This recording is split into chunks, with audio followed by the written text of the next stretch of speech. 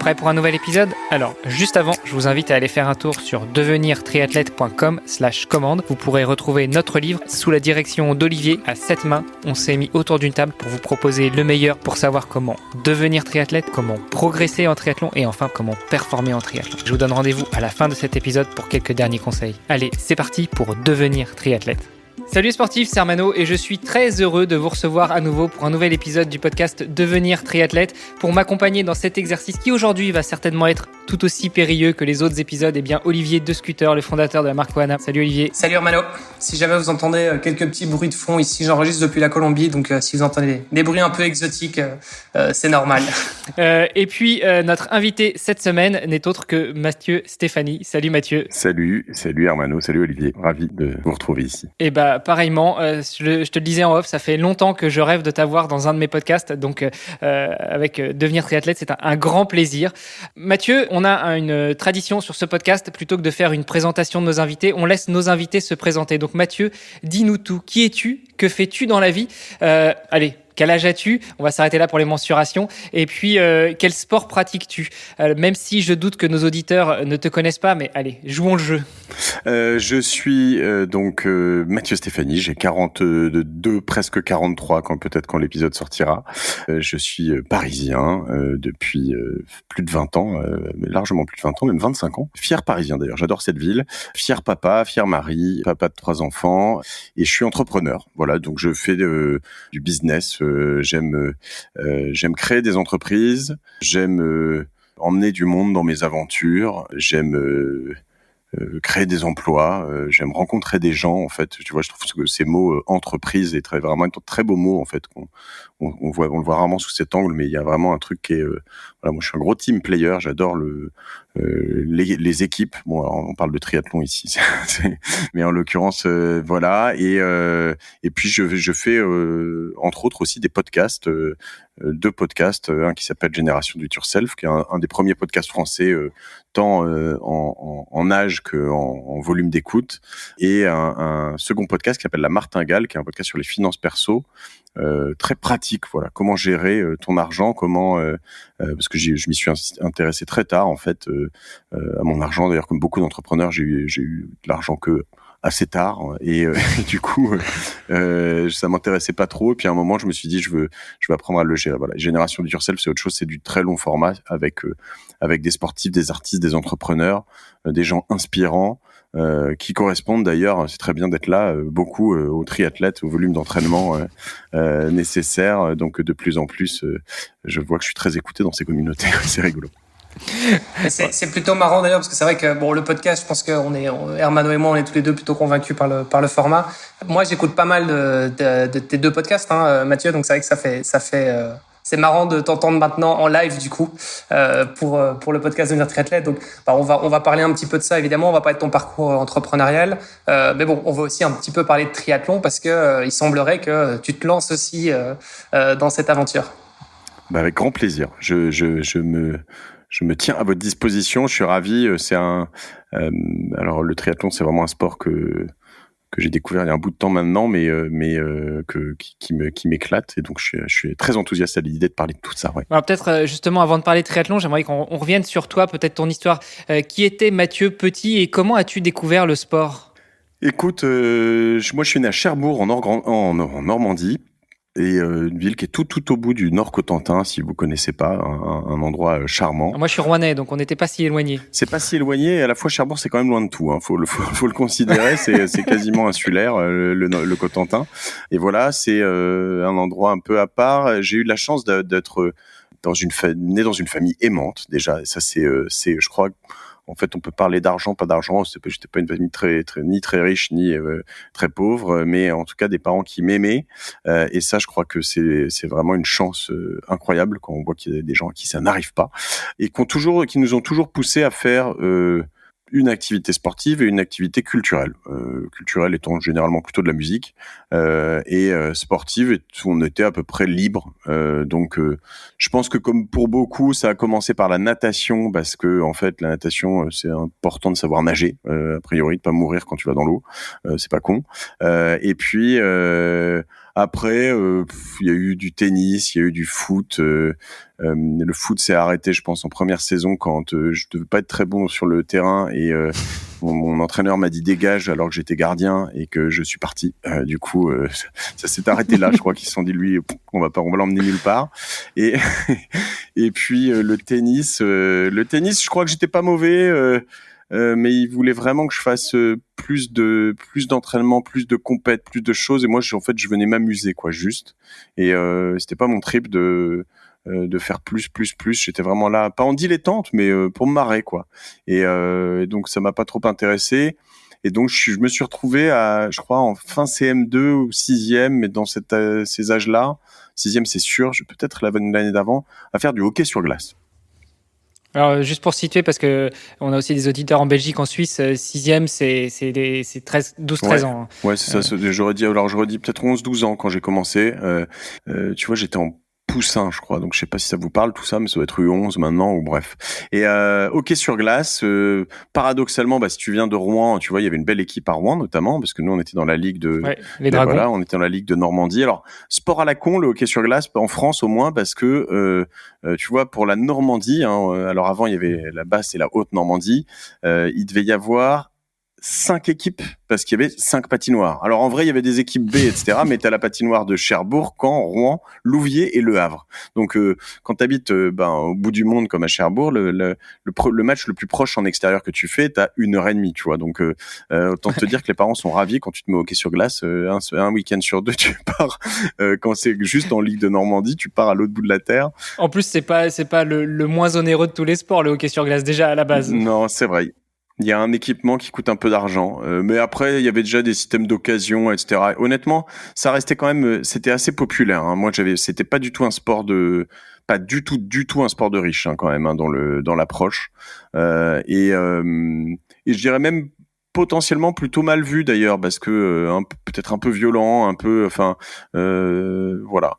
Et donc j'ai fait ça, une grosse découverte. Je me suis régalé. J'ai appris la rudesse du sport, des entraîneurs qui étaient souvent québécois, canadiens.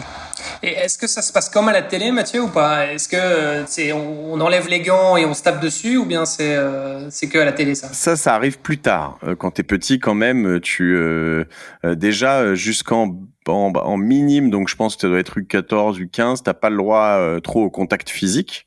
Donc du coup ce qu'on appelle, tu vois, les boîtes, donc les body check, voilà. Du coup c'était assez après ça devient assez très physique, mais donc on avait des entraîneurs nord-américains, principalement canadiens, et c'était vraiment rude, quoi. L'entraînement rugueux. Si t'as 1 minute de retard, tu fais 10 pompes. T'as 2 minutes de retard, 20 pompes. Après, ça doit doubler. Et puis, tu sais, c'était vraiment. Et moi, j'étais pas spécialement talentueux en hockey, mais j'aimais ce sport. J'avais une bonne bande de potes. Donc voilà, ça a été ma découverte du sport pour répondre à ta question. Alors tout à l'heure, tu nous disais que tu excelles dans le travail d'équipe. Enfin, tu as cet esprit d'équipe qui est en toi. Est-ce que justement, pour revenir sur cet épisode hockey sur glace, tu dirais que c'est le hockey sur glace qui t'a beaucoup aidé à développer cet esprit d'équipe? Je pense. C'était c'était vraiment. Moi, j'ai des souvenirs de victoires, de défaites, et très tôt en plus, je sais pas pourquoi, mais on s'entraînait beaucoup, quoi. Très tôt, c'était 3 entraînements par semaine. En plus, il y avait des entraînements optionnels. Et puis moi, je passais mes mercredis après-midi à la patinoire, mes samedis après-midi à la patinoire, mes dimanches après-midi à la patinoire, tu sais, dans les séances publiques, quoi, à patiner. Et du coup, l'équipe, c'était un tout, hein, et il crée un vrai coaching. Je sais pas si vous voyez, le hockey sur glace, il y a plusieurs lignes en plus. Donc tu rentres par ligne de 5, t'as le gardien qui reste toujours, et puis t'as ligne 1, ligne 2, de temps en temps une 3e ligne, qui généralement joue un peu moins. Et voilà, alors après, il faut essayer de monter dans les lignes pour être sur la première ligne, ça c'est généralement la mieux. Et oui, évidemment, le sport d'équipe, ça t'apprend tellement de choses, quoi. Ça t'apprend déjà beaucoup d'humilité, le fait d'être sélectionné ou non, le fait d'être en ligne 1, 2 ou 3 ou non. le fait d'être, moi j'étais défenseur, le fait de, tu vois, d'avoir ta position et de te dire, bah moi je marque moins que les autres, mais j'ai un autre rôle dans la société, on va dire, quoi. Mais j'ai un rôle tout de même et qui est pas des moins importants. Exactement. Ouais, ça me rappelle des bons souvenirs. Pour être totalement transparent, j'ai 42 ans presque, donc on a quelques mois d'écart et j'ai un copain qui était au Dragon. Peut-être que tu l'as déjà croisé d'ailleurs sur des rencontres en Normandie, mais ça me rappelle de bons souvenirs. Quand moi je venais le voir, je jouais pas, mais je venais le voir et de temps en temps on allait à la piscine parce c'est vrai qu'il y avait cette particularité à la patinoire de Rouen, c'est qu'elle était ouverte toute l'année. Là, tu vois, ça fait 15 ans que je suis au Luxembourg. D'avril à septembre, la patinoire, elle est fermée. Donc, les hockeyeurs, ils font du gazon, quoi. C'est ça.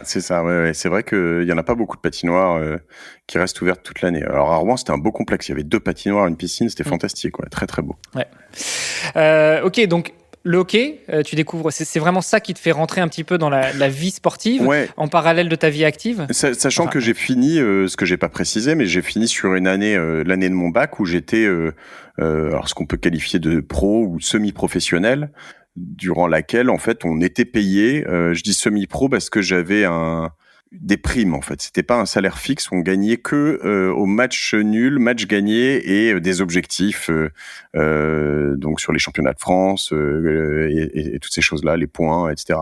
Et donc du coup, j'ai fait une année entière avec donc moi j'étais encore pas en senior, j'étais sur la catégorie Normandie du Sud, en surclassé, et dans laquelle j'ai vécu un rêve quand même. Alors c'est pas la NHL, hein, tu vois, je devais être en National 2, l'équivalent d'une deuxième division, quoi, avec une équipe dans laquelle tu avais quand même des types comme Robert Chopinski qui avait fait 7 championnats du monde, Fred Chesson qui avait été drafté en NHL. Enfin, il y avait quand même un peu de niveau. Ça tabassait sévère. Et puis on faisait des déplacements toutes les semaines, de la muscu. Enfin, j'avais un contrat, des entraînements comme des guerriers. Et moi, c'était super. Et à la fois, tu vois, ce qui est paradoxal, c'est que tu te rends compte que quand t'es pas dans le football ou dans certains, peut-être le tennis ou certains sports, en fait, soit t'es drafté justement à NHL et puis t'as une voie possible, soit ce qui est pas arrivé à ton pote a priori, sinon tu m'aurais dit qui c'était, je saurais qui c'est, ce qui n'est pas arrivé à moi non plus, soit tu te dis ok, on va essayer de trouver une voie un peu différente parce que le hockey j'en ferai pas toute ma vie, quoi, en fait. Donc en effet, il a fallu que je rentre dans des équipes autres qui étaient plus des équipes de business par la suite. Ouais, parce qu'en plus, c'est vrai que le hockey a cette particularité en Europe, c'est que si tu veux intégrer la NHL, c'est comme le basket, si tu veux intégrer la NBA, si tu viens pas d'Amérique du Nord, c'est un peu plus compliqué quand même, déjà, à la base. Il y a 3 Français au maximum en NHL en même temps, quoi, hein, donc oui, c'est pas... J'avais interviewé pour un autre podcast Jonathan Zwickel, je ne sais pas si tu connais aussi, qui était au top niveau en France. Et c'est vrai qu'il disait que t'as beau être au top niveau en France, c'est pas une carrière de hockeyeur en NHL, quoi.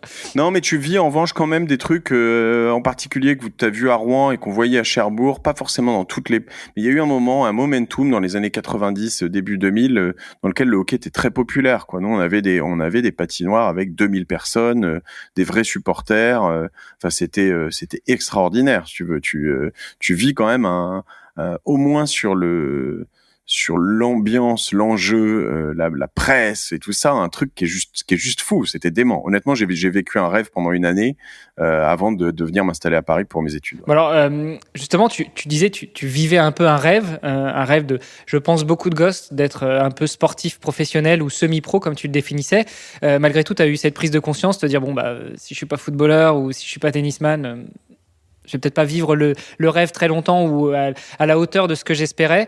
Et du coup, tu es parti en région parisienne pour faire tes études. Ouais. Est-ce que c'était un déchirement pour toi de changer un petit peu de voie, ou est-ce que le sport est toujours resté un petit peu latent chez toi? Non, le sport est toujours resté. C'était pas un déchirement. Moi, j'avais, je sais pas si je peux dire ça, puis souvent mal pris par les non-parisiens, mais bon, moi je suis non-parisien d'origine, donc j'ai le droit, mais j'avais une âme de parisien. J'ai toujours eu envie de Paris et j'avais vraiment pas de déchirement à venir ici. Et dès la première année, tu vois, je me suis mis, j'habitais pas très loin de Roland-Garros, je me suis mis à faire du karaté, et je suis tombé sur un maître qui était un fou furieux et avec qui on se faisait des concours de pompes et d'abdos. Et je le battais souvent puisque je venais quand même d'un niveau, tu vois. Donc je me régalais. Et puis jusqu'au jour où ils l'ont changé parce que c'était tellement un fou furieux que tout le monde voulait plus le voir. Mais moi, j'étais tellement heureux que quand ils l'ont changé, je suis parti. En fait, j'ai arrêté. Et voilà. Et en effet, il y a un petit moment où souvent, tu vois, au début de ta vingtaine, tu fais une petite pause dans le sport. Si t'es plus sportif de haut niveau, tu ralentis un petit peu. Mais bon, j'ai toujours fait un peu de surf. J'ai toujours fait un peu de course à pied, c'est venu un peu plus tard. J'ai toujours fait un peu de ski, j'ai toujours fait un peu de snowboard, des choses comme ça. Ouais. En même temps, on est dans la bonne génération, hein, 80, enfin né autour de 80, t'as Karate Kid, le hockey. Tu disais, on a eu un bon momentum en France, fin des années 90, début des années 2000. Après Albertville, en fait, je pense. C'est vrai, hein, après les JO d'Albertville, je pense. Ouais. En début de vingtaine aussi, j'imagine que tu découvres le milieu estudiantin. C'est peut-être un petit peu plus festif aussi, un petit peu moins sportif, un peu moins de. Tu retrouves moins cette discipline. Je te confirme, j'ai découvert le pastis, ça a duré 2 soirées. J'ai arrêté, j'en ai plus jamais bu depuis. Le whisky à peu près pareil, j'en ai plus jamais bu depuis. Ça va, ça a pas duré trop longtemps alors. Comme ça. Non. Et puis voilà, quelques années après, je suis allé m'installer à Londres et j'ai découvert la bière. Ça, c'est resté un peu quand même, malheureusement. Faut pas que parce que c'est vraiment. Mais c'est bon pour la récup, la bière. On reviendra après sur l'histoire triathlon, mais la bière, c'est bon pour la récup. T'es sponsorisé par Carlsberg, c'est ça? Et voilà, donc j'ai toujours eu ce lien quand même de près de loin. Tu vois, en particulier les sports d'hiver, si je peux en faire toute l'année. Et puis potentiellement les sports nautiques, why not, hein, le kitesurf, le wakeboard. Enfin, oui, j'ai quand même eu toujours un lien assez fort avec les sports extrêmes, les sports de glisse et puis en parallèle après le triathlon. Ouais. Alors bon, là on passe sur la phase études. J'ai quand même une question. Du coup, pendant tes études, est-ce que tu continues à faire beaucoup de sport ou est-ce que tu commences à lancer des business et que l'un prend un peu le pas sur l'autre? Pendant les études, je pense que j'ai fait une pause de 2-3 ans sur, je te dis, hormis sport de glisse. Donc, en l'occurrence, je faisais encore pas mal de surf. J'ai fait et du surf et du bodyboard. Du surf à Paris, tu m'expliques là? Non, j'allais à Cherbourg, en Normandie. J'allais dans le sud-ouest. On s'est fait Osgore, Cap-Breton, enfin toute la région toute cette région qui était les Estagnos, des plages incroyables. Bon, j'ai beaucoup surfé étant jeune parce que autour de Cherbourg, il y a entre la centrale nucléaire de Flamanville où se trouve l'EPR en construction actuellement et la centrale de retraitement de déchets de la Cogema, il y a une superbe plage. Bon, j'ai des tocs maintenant un peu bizarres, des malformations, me demandez pas pourquoi. Mais j'ai surfé toute ma jeunesse avec mes frères particulièrement. Et c'est vrai, je rigole pas, mais vraiment pile poil entre les deux.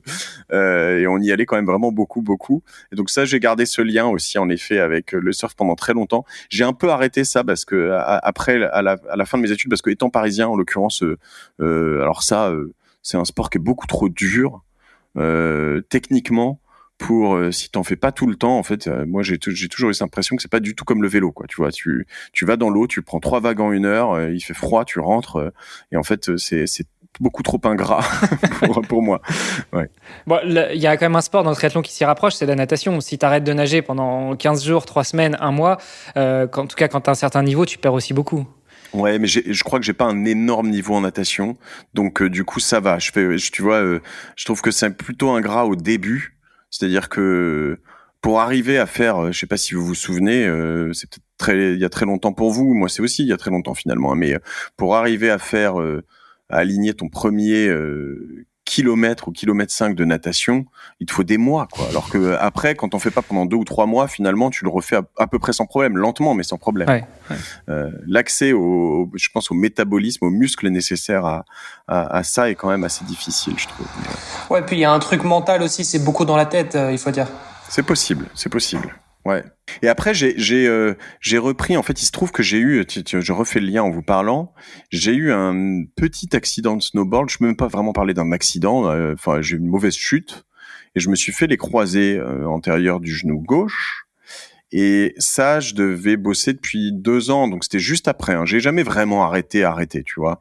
Mais ça devait être en 2003 ou 2004. Et dans ma rééduque, on me conseillait fortement de faire de la natation. En tout cas, c'était un des seuls sports que je pouvais faire sans la à brasse. peu près, quoi. Sans la brasse, évidemment. Au début, même c'était avec un pool boy, mais voilà. Et c'est là où j'ai repris un lien avec la natation. Et après, donc tu vois, j'avais dû arrêter à 9-10 ans. Je me souviens, je kiffais et à la fois c'était tellement dur. Je sais pas si vous avez fait de la natation petit, mais c'était tellement dur, c'était tellement des enfoirés, mais que je me disais mais ce sont des sadiques, tu vois, les gens qui te font et j'ai retrouvé cette difficulté dont tu parles, Olivier, un peu mentale là. Et assez vite, j'ai repris des cours parce que j'étais, en fait, je nageais mal, quoi. Je m'en rendais compte, j'avais des grosses lacunes techniques. Et j'ai repris le plaisir à nager. Ce qui est en effet pas facile parce que l'accessibilité à la natation, prendre plaisir à nager, ça prend quand même un peu de temps quand t'as arrêté. Ça c'est clair, ça c'est clair. Je te confirme. Les premières fois où tu te remets à compter les carreaux, si tu dois nager en piscine, c'est dur, c'est dur. Ouais. À quel moment justement parce que tu me disais là que t'as eu cet accident de snowboard, tu bossais déjà depuis quelques années. À quel moment tu t'es mis à devenir Mathieu Stéphanie entrepreneur? À quel moment t'as lancé tes premiers business? Un tout petit peu après ça, en 2005, donc moi je suis de 79, donc j'avais, tu vois, 25 ans, 26 ans, 25 ans je crois, quand j'ai créé ma première boîte, qui était une start-up qui s'appelle Citizenside, qui est une agence qui proposait des photos et des vidéos d'amateurs qu'on recevait et qu'on vendait aux médias, et on splittait le revenu avec nos contributeurs. Et donc j'ai bossé, j'ai créé Citizenside en 2005. On a revendu moi j'ai quitté la boîte en 2011. Entre-temps, on a levé de l'argent, on avait fait un petit peu de cash out, on bossait comme des ânes. Et moi, j'ai quitté la boîte en 2011 avant qu'elle soit cotée à la bourse de Sydney par des Australiens qui l'avaient reprise entre-temps. Et une superbe aventure. Et c'est à peu près là où, en effet, dans ces années-là où je continuais à nager, je me mettais un peu à courir et où, en fait, j'ai commencé à me dire, tiens, le triathlon, c'est peut-être pas complètement con. Je pense que c'était vraiment au moment où j'ai quitté cette boîte, je dirais fin 2010, où en fait je me suis acheté un vélo en allant à Londres. Est-ce que c'était pas plus tôt? Bon, à peu près, enfin par là. Et un beau vélo carbone de la marque Condor. Je sais pas si vous voyez ce que c'est. Elle est très peu connue en France. Carbone, il y a 10 ans, c'était déjà quelque chose. Ouais. C'est vrai que j'avais un beau vélo carbone et je l'ai toujours. Et je l'adore d'ailleurs, ce vélo. Et donc je l'ai acheté à Londres, je l'ai rapporté. Alors le truc relou, c'est c'est un vélo anglais, donc il a les freins inversés. Donc, il faut s'habituer. Quand t'es pas habitué, tu peux avoir une mauvaise surprise assez vite. Ou c'est plutôt quand tu repars sur un vélo normal. C'est clair.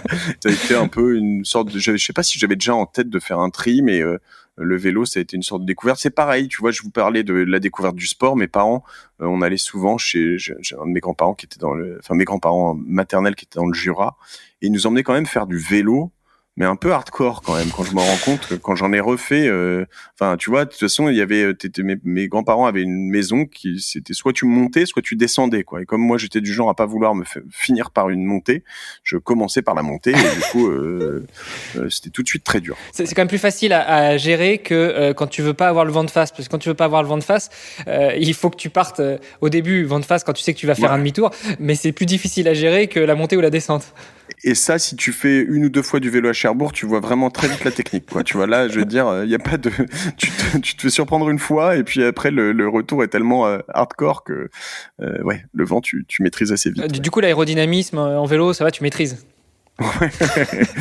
pas assez, je suis pas encore assez habitué au comment t'appelles ça, au prolongateur et tout. Là, j'en ai mis il y a quelques années, j'ai eu un accident direct, donc je me suis un peu calmé, mais j'en ai quand même, mais je les utilise pas assez. Il faudrait que je progresse là-dessus. Ouais. Bon, alors c'est quoi tes prolongateurs? On va rentrer tout de suite dans le vif du sujet, parce que est-ce que c'est t'en as mis il y a quelques années? C'est des courts, c'est des longs? Ce sont des cours à, je pense, à 60 balles que j'ai acheté sur Amazon et que j'ai monté moi-même. Donc ça doit être de la merde, mais c'est peut-être pour ça que t'as eu un accident avec. C'est possible. Non, c'est surtout qu'en fait j'étais, on m'a jamais appris à utiliser des prolongateurs, et que j'étais dans le cul de quelqu'un, et que j'ai pas de frein sur mon prolongateur. Donc évidemment, quand lui a arrêté de pédaler, je me suis retrouvé aspiré dans son truc. Et on était en Camargue, et je me suis rétamé tout de suite. Et je me suis fait mal à l'épaule.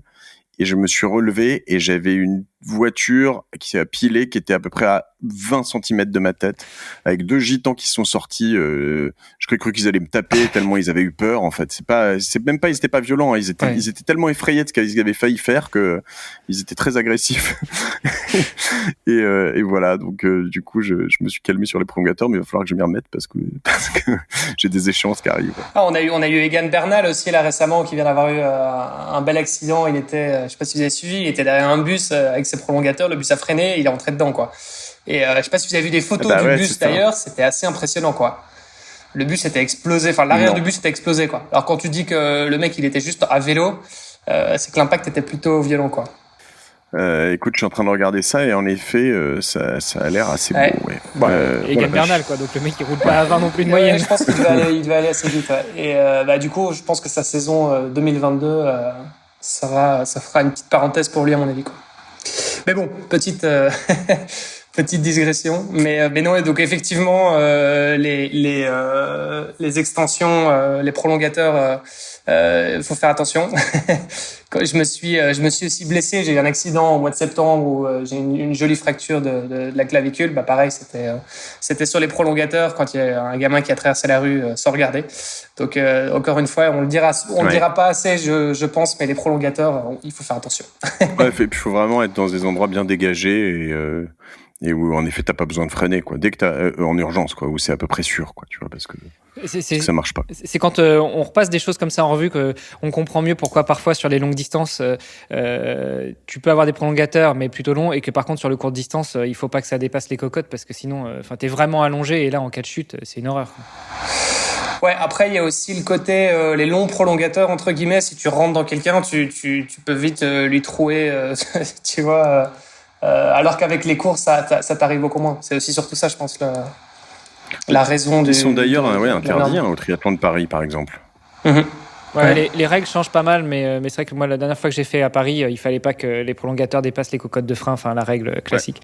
Tu nous as expliqué que c'est un peu comme ça que tu as découvert le sport quand tu as quitté ta première boîte. Est-ce que tu as pris un peu de temps pour te recentrer sur toi, pour travailler un peu le sport ou pour monter un autre projet où il y avait déjà 25 000 idées qui germaient dans ta tête et tu t'es lancé tout de suite? Il y avait déjà 25 000 idées, mais j'étais seul, quoi. Donc j'ai eu...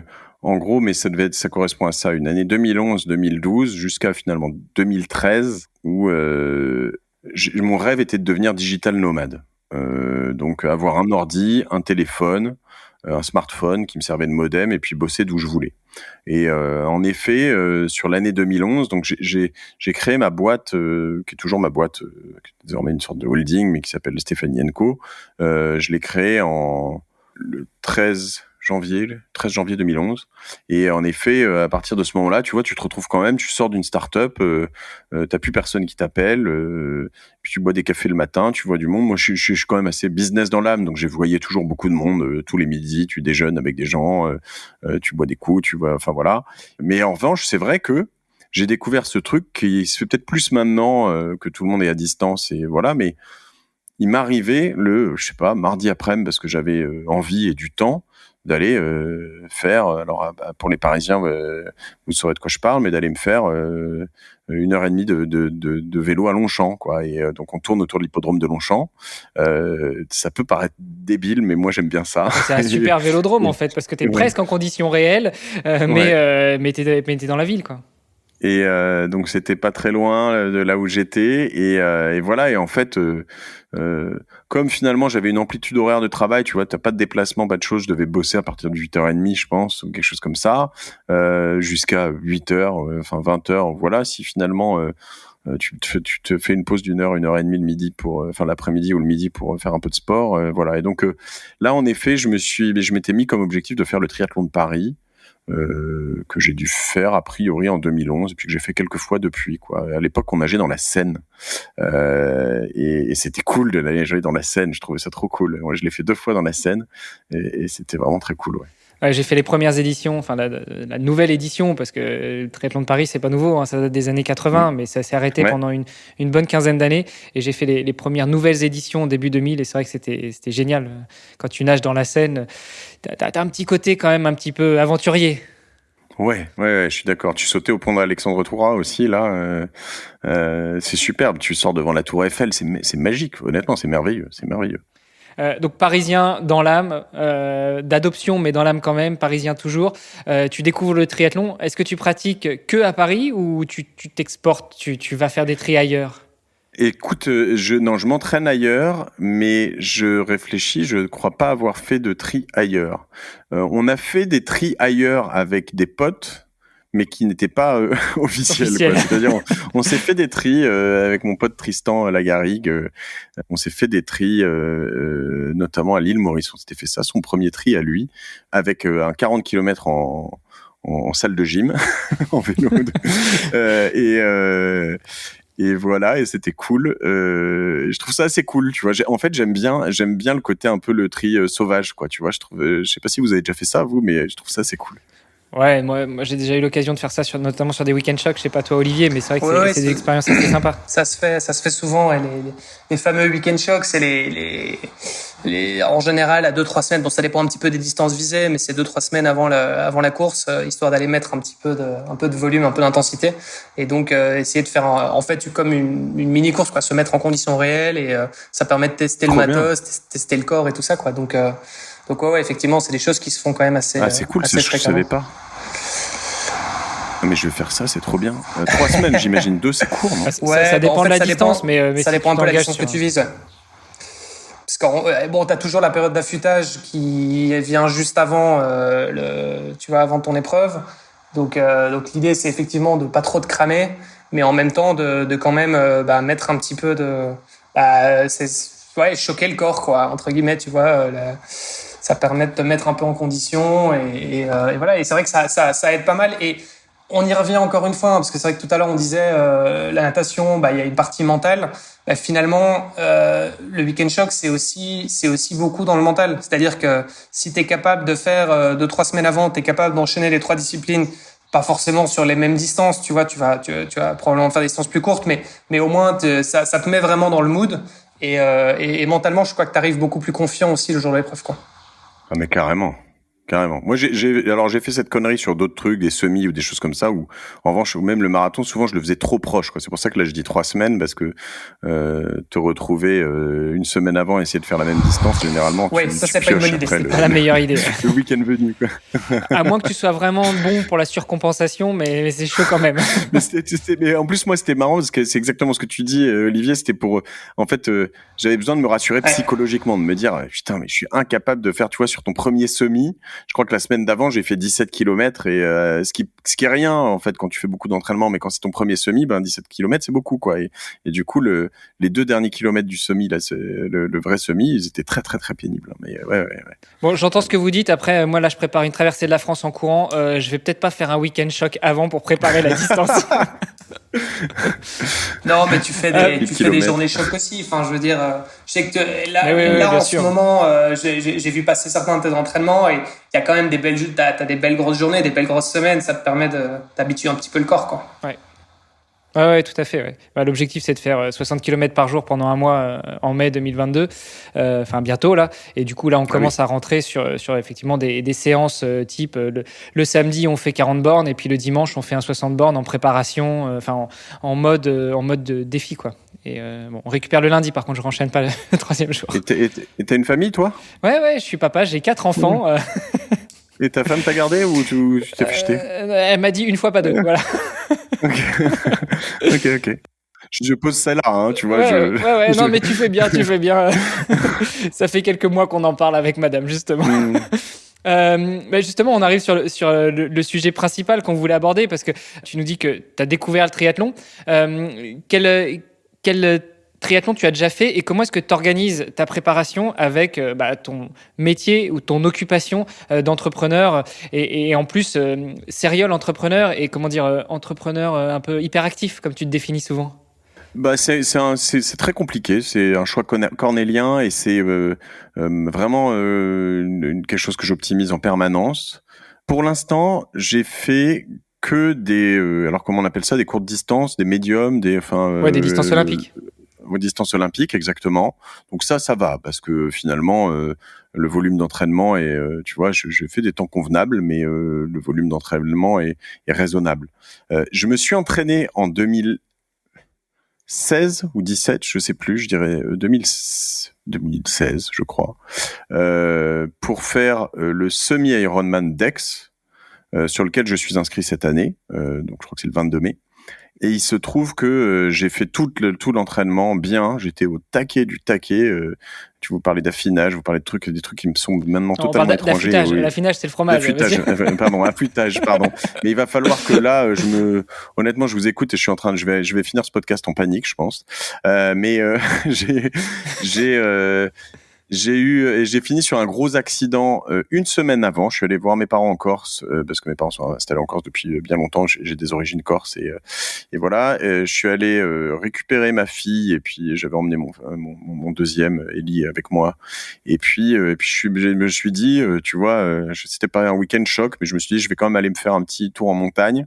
Et j'étais parti, j'avais fait 35 kilomètres de montée presque uniquement. Et puis j'ai fait 1 kilomètre de descente et puis on m'a retrouvé une demi-heure après au bord de la route inanimé.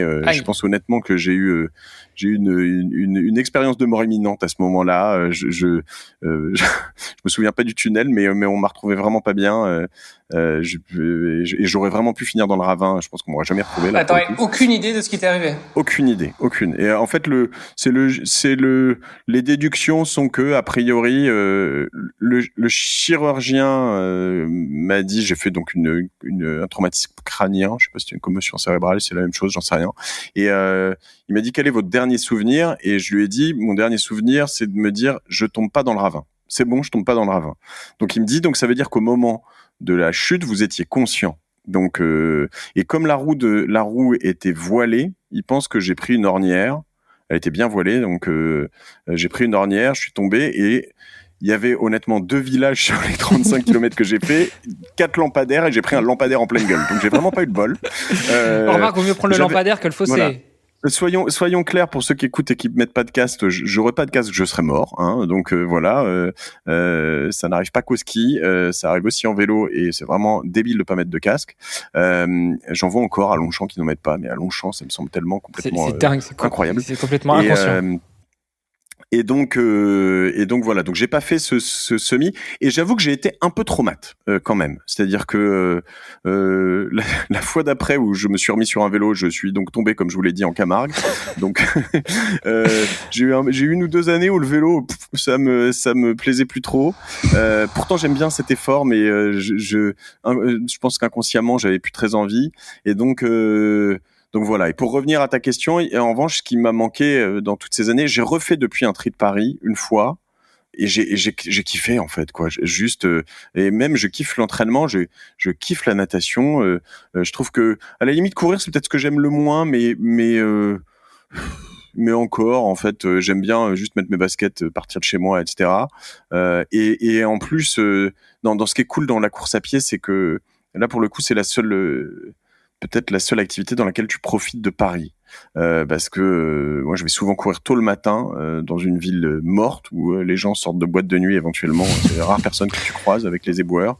Et donc ça c'est très cool. Et donc je m'organise en effet avec un agenda où j'essaye d'être sur ces périodes au moins un peu plus sec en termes de sorties et de choses comme ça, hein, de me coucher tôt, de me lever tôt, mais en revanche, je suis pas du tout un titan comme toi, Hermano, comme toi peut-être probablement Olivier. C'est-à-dire que moi, je pars pas sur mon objectif sur un semi. J'ai un objectif pas totalement inavoué qui serait de faire un full un jour, mais déjà un semi. Moi, je veux juste le finir en vrai. Et je pense que c'est accessible. Faut travailler, mais c'est accessible. Mais tu vois, mes potes me disent ah non, faut faire moins de 6 heures. Je dis moi je m'en balèque moi de faire moins de 6 heures. Je veux juste le finir. Et donc c'est pas tu vois, si tu commences à rentrer là-dedans, à essayer, tu seras toujours moins bon qu'un autre. Enfin, je vais jamais être champion du monde de tri, d'Ironman et de choses comme ça. En tout cas, c'est pas du tout dans mes objectifs et donc je l'accepte. En revanche, j'aime bien le chemin qu'il faut, le chemin à parcourir pour arriver au bout de cette ligne d'arrivée, que je trouve assez cool. Donc voilà, un objectif de. Donc j'arrive, pour répondre à ta question, à organiser ma vie là-dessus parce que j'ai pas à faire, notamment. Je fais pas des sorties quotidiennes, quoi. J'essaye de faire. Plus ça se rapproche, plus j'en fais quand même, mais. Vous allez me dire que c'est pas assez probablement, mais une fois par semaine chaque sport. Et puis après, en me rapprochant, je vais courir 2 fois ou essayer de rajouter une petite session de vélo. Mais natation, j'en rajoute pas trop parce que de toute façon, en faisant un très gros volume, je vais gagner 4 minutes. Donc, je me dis que ça sert à rien. Et en revanche, en vélo, si tu te fais un gros volume, tu peux gagner 20, 30, 40 minutes, je pense. Donc, c'est là où il faut pousser. Ouais. Et c'est vrai que c'est intéressant quand tu dis que, en fait, finalement, alors, il y a la course, c'est l'objectif un peu ultime, mais finalement, il y a aussi tout le parcours. Et en fait, c'est ça qui est intéressant, c'est que quand tu prépares un triathlon, bah, finalement, tu incarnes un peu le mode de vie, le lifestyle du triathlète. Et c'est ça, et c'est se lever tôt le matin quand il fait encore nuit et que la ville est hyper calme et tout ça. Et c'est ça en fait. Et puis c'est faire aller faire une petite séance sur ton temps de midi ou faire des sorties longues le week-end, etc. Et en fait, bah tu vas adapter ton alimentation, tu vas adapter ton sommeil parce que ça fait partie de ta récupération. Et donc en fait, c'est tout un mode de vie qui change finalement. Et voilà. Et ça fait partie aussi du plaisir en fait du triathlon, quoi. Exactement, et il y en a qui sont pénibles, on va se l'avouer, on va pas se le cacher, on est entre triathlètes. J'ai pas dit que c'était toujours facile. Non, mais je veux dire, tu vois, la bonne sortie plein hiver où il fait bien froid et qu'il pleut, si tu peux l'éviter, t'es pas mécontent. Puis j'ai pas de home trainer, moi, donc je suis un peu con, mais l'une des idées là-dedans, c'est quand même aussi de sortir de chez moi et de prendre l'air. Donc du coup, j'ai pas envie d'aller.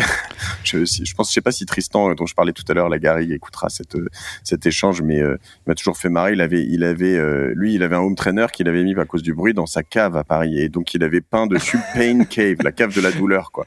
Et il nous envoyait des photos tous les matins à 5h30 ou 6h du mat, genre où il mettait quand il y allait la photo de sa Pain Cave. Et putain, je me dis, mais c'est vraiment un fou furieux, quoi. Et voilà, ça c'est un lifestyle de triathlète que je n'ai pas envie d'atteindre. Mais en revanche, tu vois, sur ce que tu dis, Olivier, cette autre session où tu vas courir en mars, où il commence, tu vois le soleil se lever, c'est beau, t'es au bois de Boulogne ou ailleurs, bon, tu croises des monsieur dames, et mais ça sent bon le printemps et tout. Et ben moi j'adore ces moments, quoi. C'est magique, génial. C'est vraiment magique. C'est génial. Et tu disais tout à l'heure, quand je pars en fait en course à pied, finalement ça te permet de vivre des moments que la plupart des gens ne vivent pas en fait, parce que sur le coup de 4, 5, 6 heures du matin, peu importe à quelle heure tu fais ta sortie, la plupart des gens, bah, ils dorment. Et ils ont pas ce moment-là. Et pour moi, je trouve que c'est des petits moments qui sont magiques.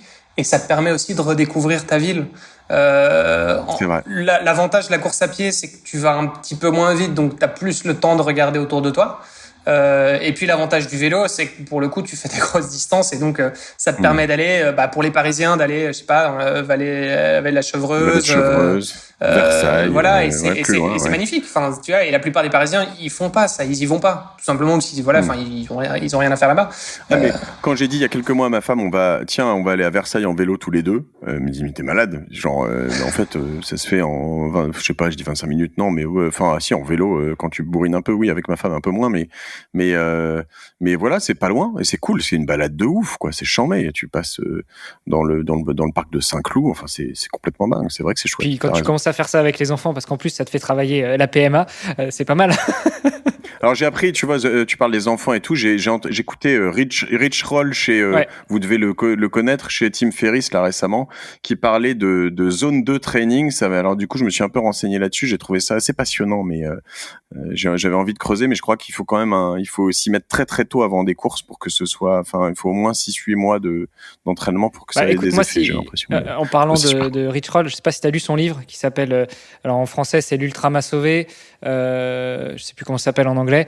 Bon, c'est pas de la grande littérature, mais il raconte justement son histoire où il est passé d'un avocat alcoolique à 40 ans et qui se disait qu'il verra plus jamais, enfin il verra jamais les 18 ans de ses enfants à l'ultra sportif qu'on connaît maintenant.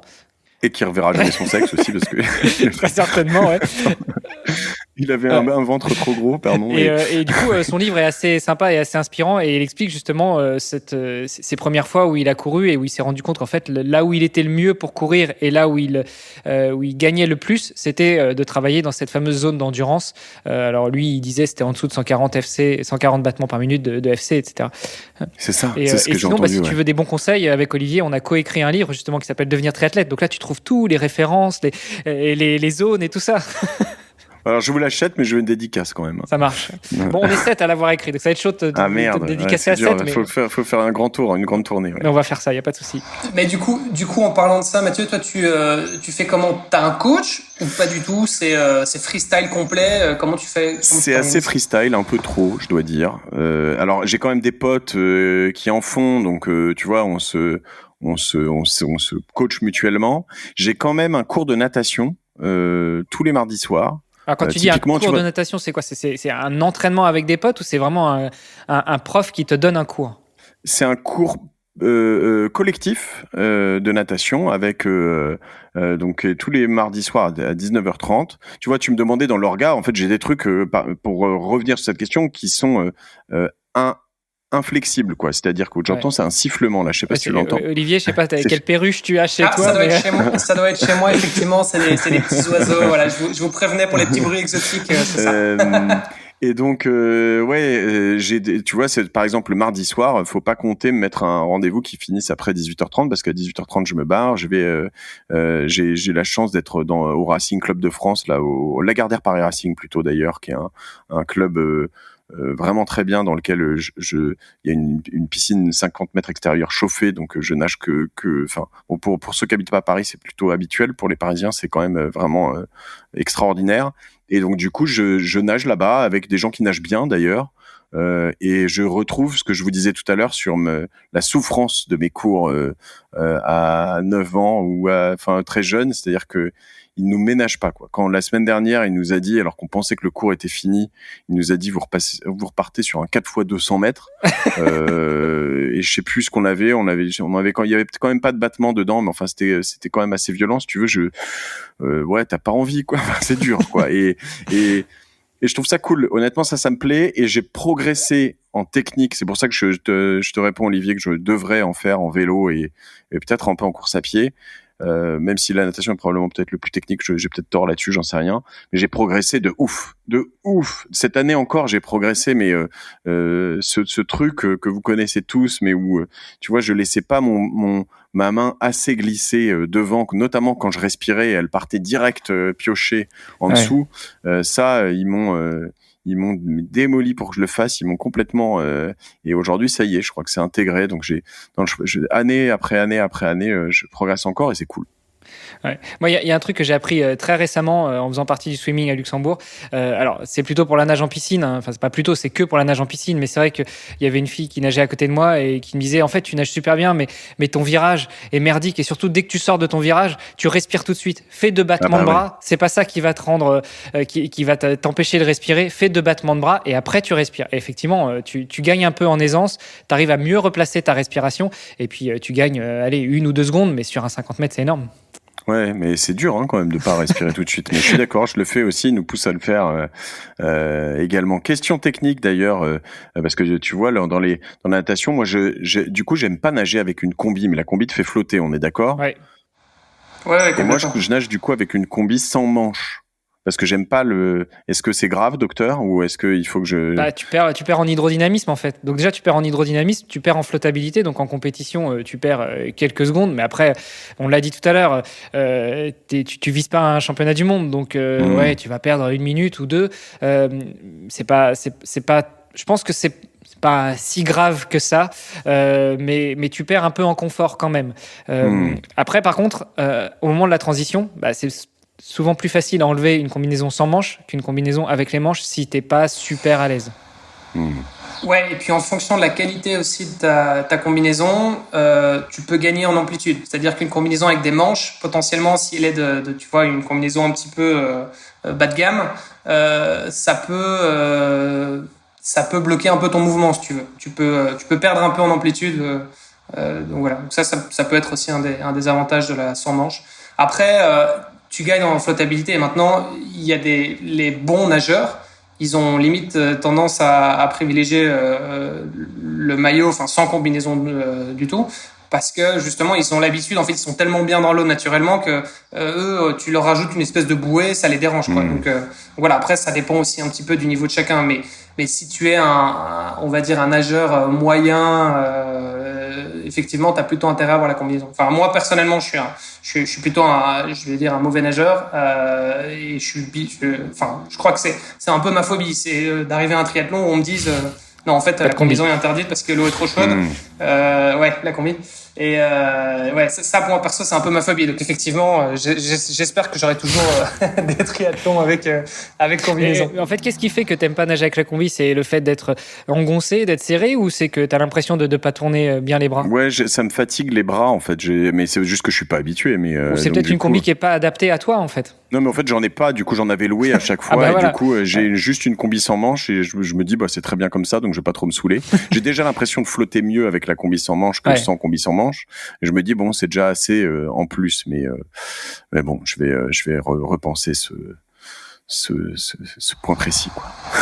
Après, l'idéal aussi, et je pense que c'est quelque chose que Hermano a pas mal répété dans le bouquin, justement, parce que lui a écrit le chapitre sur l'équipement et le matériel. C'est ce qui est très important, c'est de s'habituer, en fait, à ton matériel avant. Donc, je sais pas si tu le loues le jour de la course, parce que c'est possible, hein, il y a des gens qui font ça, qui le louent le jour même. Et donc, en fait, ils ont jamais testé la combi avant.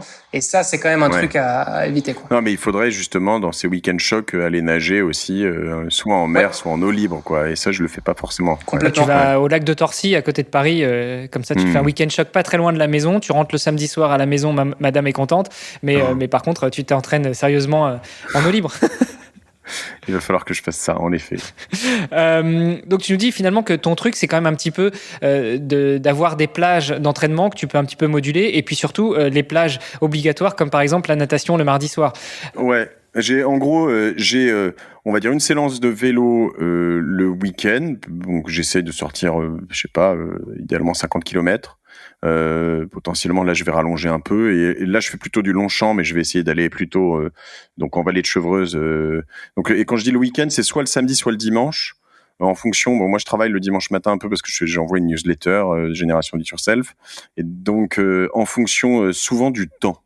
C'est-à-dire que s'il fait très très moche et très froid le samedi, ben je vais essayer de décaler au dimanche. Et si en revanche il fait très beau le samedi, tout de suite je saute sur l'opportunité d'y aller. Voilà. Après j'ai aussi des gens qui habitent dans le même appartement que moi, et donc il faut aussi que je m'occupe de ces êtres tiers de temps en temps, si je veux qu'ils restent dans le même appart que moi. Donc du coup, voilà. Et ce que j'ai trouvé dur, moi c'est pour ça que je te posais cette question, c'est que quand je faisais plus de sorties longues sur et je pense que je m'entraîne moins bien qu'il y a 5 ans quand j'étais parti sur la même course. On faisait des 80-90 bornes et je rentrais, en fait, tu pars tôt le matin, tu rentres, tu déjeunes et puis après t'es fatigué, donc tu dors en fait. Donc t'es vraiment une sorte de poids dans la famille. Donc voilà, j'ai remarqué qu'il y avait beaucoup de mes potes triathlètes qui avaient une tendance à divorcer. Ça doit être, je pense qu'il y a une corrélation assez forte. Je pense que c'est possible. Soit tu as une conjointe ou un conjoint qui est très compréhensif. Ou triathlète. Ou alors, même triathlète, hein, je veux dire, si t'es marié et puis que tu as des enfants, même si les deux sont triathlètes, il y a un moment, ça coince un peu, tant que les enfants le sont pas aussi. Moi, j'avais trouvé la bonne excuse. On rajoutera un 7e chapitre dans la prochaine version du bouquin, dans le tome 2. Sur justement la gestion. Comment rester marié. Comment rester marié. Voilà. moi j'avais. Faudrait qu'on trouve le code. Moi j'avais trouvé la bonne excuse, tu vois, c'est que quand je m'entraînais sérieusement et que je voulais viser une qualif pour Hawaï, mon fils faisait du triathlon aussi, il avait 12 ans à l'époque, et en fait j'allais pas m'entraîner. Je ramenais le petit à l'entraînement et j'en profitais pour aller dans l'eau aussi, tu vois.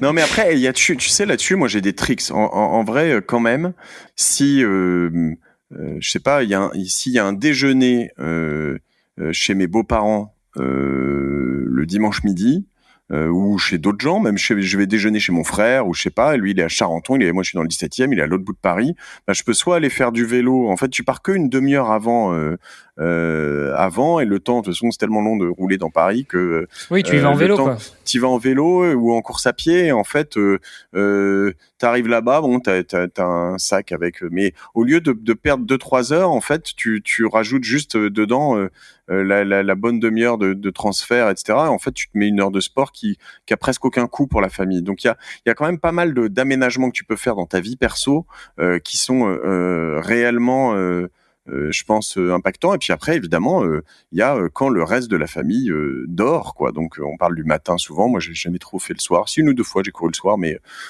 c'est compliqué. Mais voilà. Alors je crois que oui, tu parlais de ça, de la nouvelle vie des triathlètes. Il y en a beaucoup qui se lèvent vraiment avant 6 heures. Moi, je crois que quand même ma limite c'est 6 heures moins le quart potentiellement. Mais oui, j'en ai certains qui partent à 5 heures, 5h15 en entraînement. Là, là, je pense que c'est dur. Mais, ouais, puis surtout, pour revenir sur ce qu'on disait tout à l'heure, c'est que le triathlon, c'est quand même un lifestyle. Donc, te lever à 5 heures, ok, mais ça veut dire aussi te coucher plus tôt. Parce que si tu fais des séances d'entraînement tous les matins à 5 heures, mais que tu dors 4 heures par nuit, et à un moment, ça va coincer. C'est ça, ouais. Donc, moi, mes enfants sont encore jeunes, donc ils se couchent tôt, mais en effet, faut aussi avoir une vie sociale le soir, quoi, tu vois, c'est vrai. Et ça, dans la vie d'entrepreneur, en tout cas, au moins dans mon milieu, dans des grandes villes, t'as une vie sociale aussi, business qui est importante, quoi. Ouais. Et justement, parce que c'est vrai que bon, on te connaît en tant qu'entrepreneur et en tant que podcasteur, c'est vrai que tu fais pas mal de choses, tu as investi aussi dans des startups et tout ça. Ça ressemble à quoi une semaine type de Mathieu Stéphanie?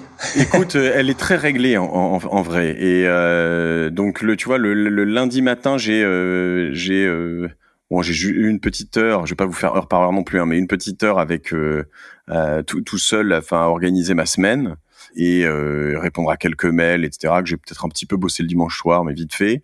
Et après, j'enchaîne sur tous les weekly de Cosa Vostra, de Génération It Yourself, etc. dans la journée. J'enregistre le lundi après-midi un épisode de La Martingale, généralement. J'enregistre le mardi matin un épisode de Génération It Yourself. Le lundi soir, tu vois, c'est toujours moi qui m'occupe de mes enfants parce que ma femme a une activité à elle, enfin, elle a du théâtre et donc je récupère mes enfants, ma fille, elle est même au théâtre un peu avant. Donc voilà, le mardi soir, c'est mon activité à moi puisque c'est la piscine, je vous l'ai dit. Le mercredi, j'ai pas de rendez-vous. Donc, à part peut-être de temps en temps un déjeuner, mais en fait, j'ai une journée qui est pas du tout off, mais qui me permet d'être un buffer. Si je veux mettre un rendez-vous le mardi pour le lendemain, parce que vraiment, il y a un truc qu'il faut que je fasse, mais en fait, c'est une journée dans laquelle personne peut me mettre de rendez-vous, parce que moi, j'ai beaucoup de collaborateurs et de gens autour de moi qui me bookent des rendez-vous sur mon agenda, et donc ça, ils ont pas le droit, personne n'a le droit. Et mon assistante qui est la gatekeeper de mon mercredi. Le jeudi matin, généralement, j'enregistre. Alors, pas tout le temps, parce qu'il y a des semaines où ça saute, mais Génération du Yourself aussi. Donc, c'est mardi, jeudi matin. Je vais enregistrer le matin. C'est une question de plus d'énergie. Ah bah mince, on enregistre l'après-midi, là, donc... Ouais, non, mais j'ai enregistré ce matin avec Eric Larchevêque de Ledger. Tu vois, un super épisode.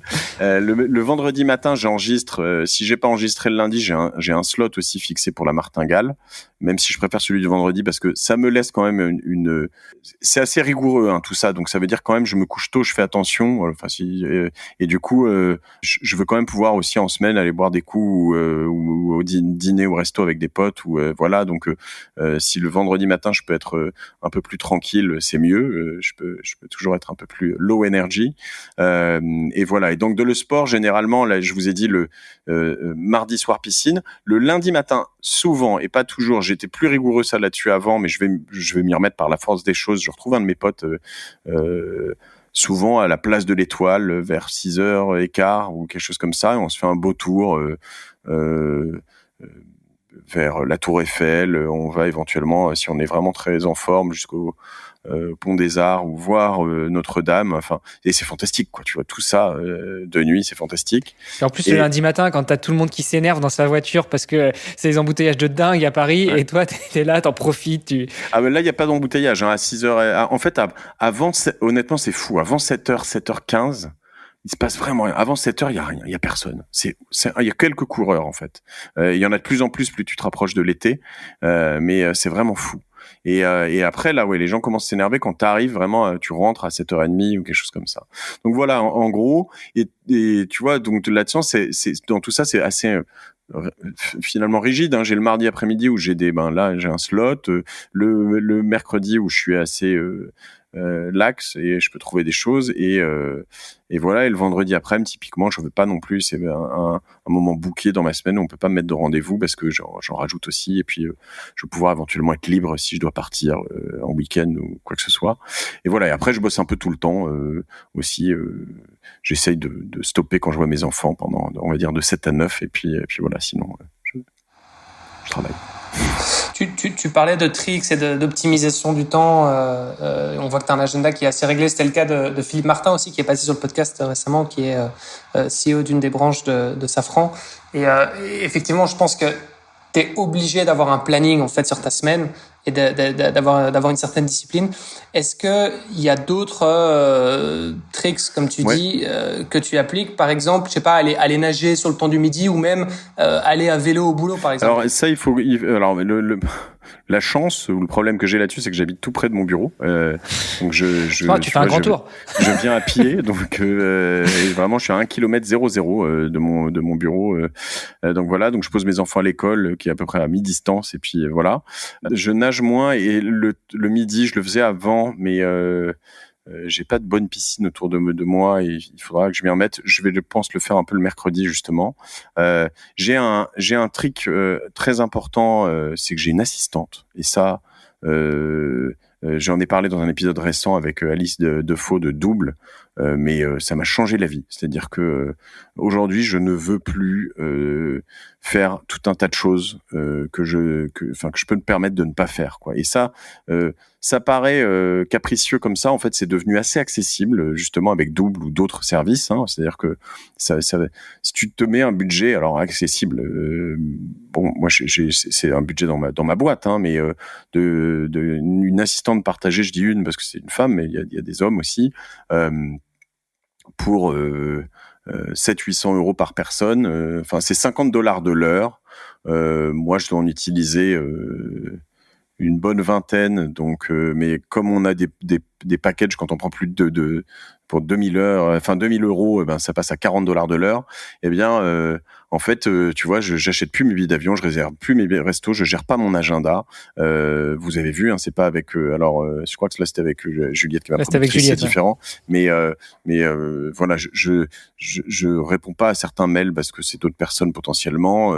Je mets pas en. Enfin, j'ai vraiment des formulaires pour. Je sais pas, là c'était entrer en Suisse ou toutes les choses que je peux ne pas faire, je les fais pas. Et ça, honnêtement, c'est non seulement du bonheur en plus, de la vie en plus, mais aussi du temps à faire des choses intéressantes en plus, quoi, et à potentiellement t'entraîner.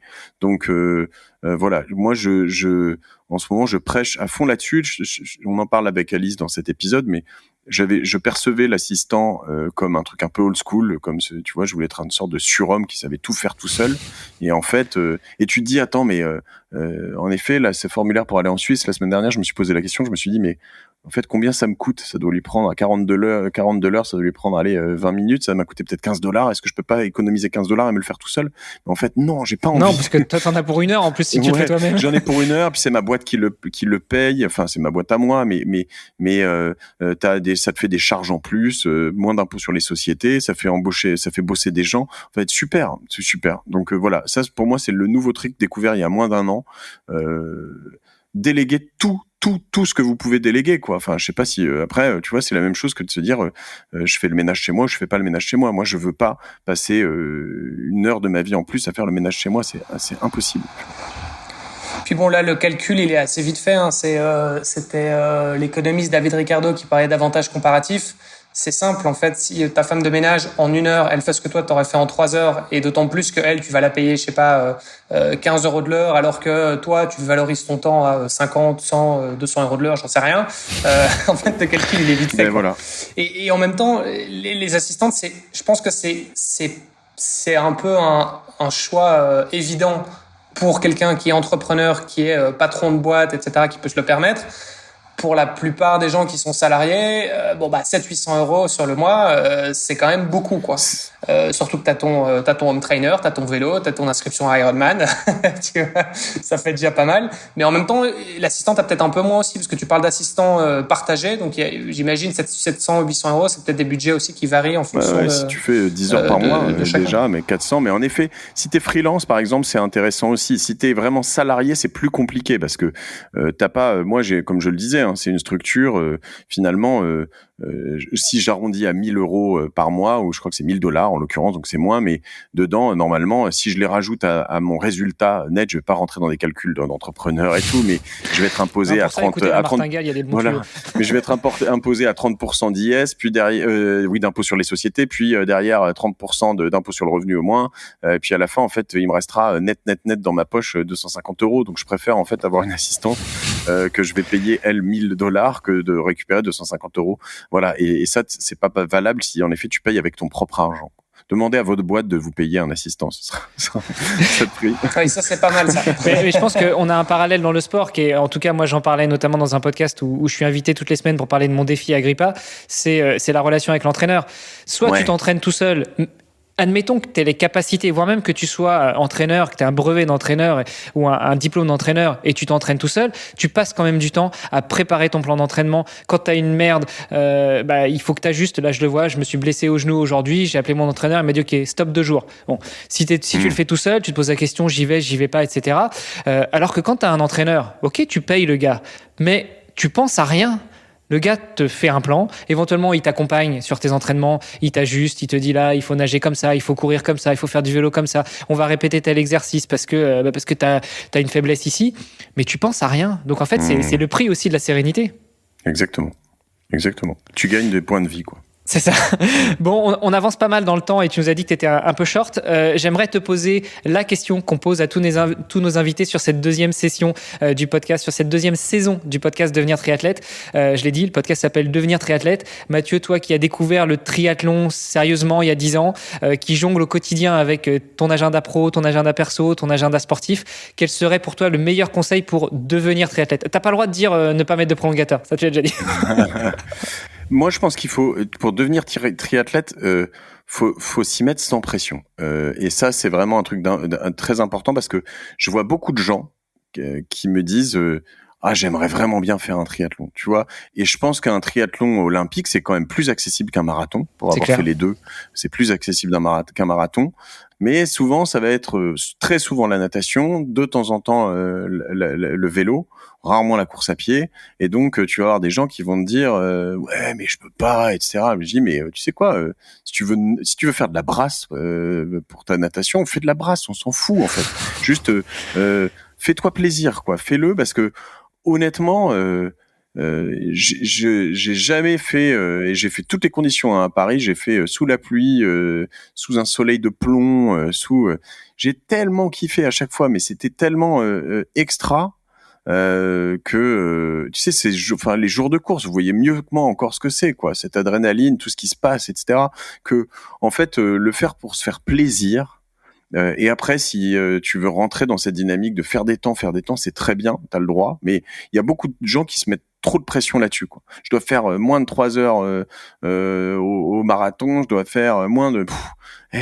doucement, en fait. Fais-en déjà, fais-toi plaisir. Et puis après, si tu veux progresser, que c'est ton trip, très bien. Mais voilà, donc pour devenir triathlète, et c'est marrant parce que en fait, tu vois, je suis triathlète depuis 10 ans, mais par rapport à vous, j'ai du mal à l'assumer. Tu vois, j'ai toujours ce syndrome de l'imposteur parce qu'en effet, je n'ai fait que des triathlons de Paris dans lesquels tu as le droit de drafter, dans lesquels, tu vois, dans mon meilleur temps de Paris, j'ai quand même fait un 40 bornes en 54 minutes ou 55. Mais en fait, honnêtement, j'ai pas pédalé, quoi. J'étais juste dans un train, quoi. J'étais dans un groupe qui pédalait comme des enfoirés et ça avançait tout seul. C'était génial et c'était génial, tu vois. J'en ai un souvenir de ouf. Je pense que c'était hyper dangereux, mais tu sais, et quand t'as pas vécu ça, quoi, ce petit groupe au début où t'es 2-3, puis tu te fais avaler par un deuxième, par un troisième, par un quatrième, par un cinquième, et à la fin t'as un peloton, t'as 300 bonhommes et femmes, plus des hommes quand même à Paris, mais maintenant non. D'ailleurs, moi je l'ai fait avec des copines. Perrine, Là, en l'occurrence, je sais pas si elle était là ce jour-là, on avait fait ça avec Aude Baron. Et voilà, Perrine, j'avais fait mon premier marathon avec elle, vous voyez, quelques mois avant, ou un an avant. Et voilà, donc juste s'y mettre sans stress. C'est trop bien d'être triathlète. C'est clair. Et puis, pour terminer, pour ceux qui... Oh mon Dieu, j'espère qu'il n'y en a pas beaucoup, qui ne te connaîtraient pas. Où est-ce qu'on te retrouve? Et puis surtout, où est-ce qu'on t'écoute? Parce que Mathieu, Stéphanie, tu es notre maître du podcast. Donc, rappelle-nous où est-ce qu'on t'écoute. Alors, sur toutes les plateformes de podcast, celle sur laquelle vous écoutez ce podcast, Devenir triathlète, voilà, ça fonctionnera. Vous me trouverez sur Apple Podcast. J'aime beaucoup Apple Podcast, ou Spotify aussi, que j'aime bien. Il y a une newsletter qui s'appelle sur gdiy.fr/mail, dans laquelle j'envoie tous mes épisodes aussi, plus quelques petits conseils ou billets d'humeur ou partage donc tous les dimanches matins. Sur LinkedIn aussi. Et voilà, qu'est-ce que je peux recommander? J'ai fait des super épisodes pour ceux qui sont... mais en fait, il y a tellement d'auditeurs différents que je peux pas dire. Mais sur le Web3, pour ceux qui n'ont pas écouté, avec le patron de Sora, avec le patron de Fred Montagnon, il y a quelques mois sur les... Alors, je me demandais si tu allais mentionner le Web3, si on allait en parler ou non. Parce que pour ceux qui écoutent un petit peu Mathieu Stéphanie depuis un moment, il y a un espèce de truc, il y a un nouveau truc. Alors après, c'est un phénomène, c'est pas juste... ça concerne pas juste Mathieu, hein, mais c'est vrai qu'il en parle systématiquement et je me demandais justement si on allait en parler. Un des premiers promoteurs en France et je le suis toujours fièrement, tout ce qui passe autour de la blockchain, des cryptos, etc. Et voilà. Et tous les gens qui les écoutent me disent, OK, il y avait un avant, un après, j'ai découvert un nouveau truc. Donc voilà. Et j'ai fait un truc d'ailleurs, il faut que je vais vous envoyer à tous les deux j'ai fait des maillots, mais toi tu fais ça aussi, des maillots, hein, je crois, Olivier, mais je t'enverrai un maillot de vélo quand même, si tu veux. J'ai fait juste comme ça pour me marrer, avec marqué en gros, ils sont pas très jolis, mais ils sont rigolos, sur lesquels j'ai mis en gros GDIY, on dirait un peu le Fire Department de New York, FDNY, et en petit en dessous, juste au niveau des fesses, écoute des podcasts sur gdiy.fr, tu vois, et ils sont cool. Et donc l'idée c'était de me dire, attends, j'ai pas envie de... D'ailleurs, j'aimerais bien, on va en reparler aussi, mais j'aimerais bien avoir une belle tenue pour mon semi-Ironman. J'aimerais bien faire ça, et je crois que tu fais des... Ah bah écoute, on en reparlera. Je veux que ça claque, je veux vraiment un truc, une belle tenue. Et donc voilà, je me disais, tant qu'à faire de la promo, parce que il y a quand même des gens qui se tournent à Longchamp, que j'ai croisés, qui me disent j'écoute de la musique et où je me fais chier, tu vois. Je leur dis mais mec, c'est bon, j'ai ta solution, quoi. Écoute des podcasts. Écoute des podcasts, quoi. Les liens de préférence, devenir triathlète si tu veux aussi. Et voilà. Et puis pour ceux qui vous écoutent et qui vous ont pas encore noté sur Apple Podcast aussi, c'est important de mettre des notes et des commentaires. Je le dis à vos auditeurs, parce que tu remontes un peu dans les classements, de vous suivre, de vous partager. Moi, je demande aux éditeurs, et faites-le pour devenir triathlète, de le faire à chaque épisode quand vous pensez à quelqu'un à qui ça... Parce que c'est comme ça que mes podcasts ont grossi, quoi. C'est vraiment des gens qui les ont partagés, puis partagés. Alors Mano, je te remercie, parce que vraiment, je sais que t'étais parmi les premiers, je m'en souviens, et ça m'a touché beaucoup à vraiment avoir des mots sympas pour Génération Do It Yourself, et voilà, tu as fait partie de mes fidèles promoteurs, et je te dois beaucoup. Donc déjà, au moins, je te dois un maillot que je t'enverrai. Voilà, je pourrais même t'envoyer le maillot de course à pied pour ta course cet été, mais tu auras probablement d'autres choses à porter, j'imagine. Ah bah ouais, je vais courir en Oana, évidemment, voilà. mais pour la récup, tu vois, on peut faire Exactement. ça. Super, merci beaucoup Mathieu. T'as vu, Olivier, on n'a rien à faire, même la fin du podcast, c'est Mathieu qui nous l'a fait. Bah attends, c'est pas tous les jours qu'on a un invité aussi spécial, podcasteur professionnel. Super, bah écoute, merci beaucoup Mathieu, on te souhaite une bonne continuation, on te laisse jumper vers ton prochain meeting, et puis on invite, comme tu l'as dit, tous les auditrices et les auditeurs à laisser des commentaires. Maintenant on peut même le faire, pas des commentaires mais des notes sur sur Spotify, et oui, puis on espère te croiser un de ces quatre sur un triathlon, et moi dans mon défi Agrippa, je crois que autour du 22 avril, du 22 mai, je devrais être pas trop loin de Aix, donc je passerai peut-être te faire un petit coucou. Eh ben écoute, cool, j'essaye de voir, tu vois, dans les trucs que j'ai pas encore organisés, que je vais organiser avec mon assistante, je lui ai demandé d'ailleurs ce week-end, tu vois, c'est de me dire comment, et comme ça, tout ce qu'on a abordé se mélange, hein, mais comment je peux mélanger en effet ce week-end avec la famille et tout ça, donc peut-être trouver une maison à louer avec mes potes, mes enfants, ma femme, et tu vois, tout mélanger. Donc là je mets tout, l'assistante, le tri, la famille, les enfants. Super. Pas le travail encore, mais voilà, donc je serais ravi de vous croiser si on y est ensemble. Bon, si tu veux, à Aix, il y a un bon contact, c'est Nicolas Guilleneuf, le producteur du podcast Let's Trail Podcast, il est justement à Aix, donc si tu veux des bonnes adresses, je pourrais te mettre en contact avec plaisir. Avec grand plaisir. Super. Merci Olivier, merci Hermano, merci beaucoup. Merci Mathieu. Génial, Ciao. Merci à toi Mathieu. Ciao. À bientôt. Salut. Merci d'avoir écouté cet épisode jusqu'au bout. N'oubliez pas de rejoindre notre groupe Facebook pour discuter avec les invités, commenter et poser vos questions. Et Olivier et moi, nous vous répondrons dans un prochain épisode. À la semaine prochaine. Salut les sportifs.